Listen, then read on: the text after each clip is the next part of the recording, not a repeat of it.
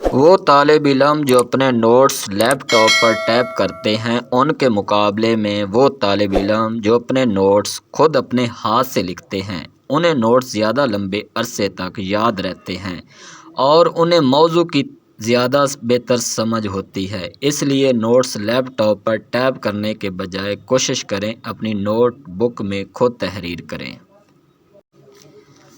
زیادہ سے زیادہ کی توقع یا امید رکھنا بہتر پرفارمنس کی وجہ بنتا ہے۔ دوسری جانب محدود یا کم توقعات اور ناامیدی کم تر پرفارمنس کا باعث بنتی ہے۔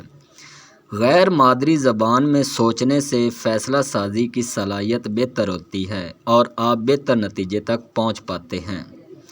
اگر آپ اپنا وزن کم کرنا چاہتے ہیں تو دسترخوان پر نیلے رنگ والا کھانا رکھیں۔ چونکہ نیلے رنگ والی سبزیاں اور فروٹ بہت کم تعداد میں ہیں اس لیے نیلے رنگ والی اشیاء کھانے کی ہماری خواہش بھی کم ہوتی ہے۔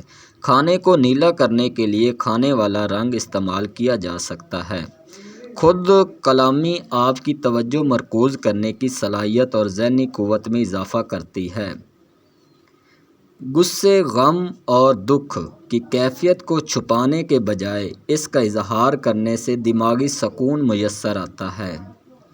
روزانہ کی بنیاد پر سیلف کنٹرول کی ورزش جیسے اپنے اٹھنے بیٹھنے کے انداز میں بہتری کرنا، بول چال کے انداز میں تبدیلی کرنا آہستہ آہستہ سیلف کنٹرول کی صلاحیت میں بہتری پیدا کرتا ہے۔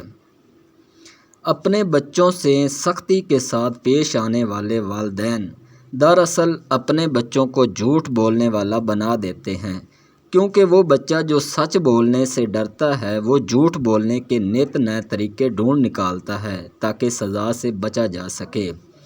خود کو کسی دوسرے کا پسندیدہ بنانے کے لیے اس کی مدد نہ کریں بلکہ اسے اپنی مدد کرنے کے لیے آمادہ کریں۔ ہمیشہ خوش نظر آنے یا خوش رہنے کا دباؤ دراصل آپ کو افسردہ اور غمگین کرتا ہے، جبکہ اپنے دکھ اور غم کو قبول اور محسوس کرنا آپ کے اپنے لیے بہتر ہے۔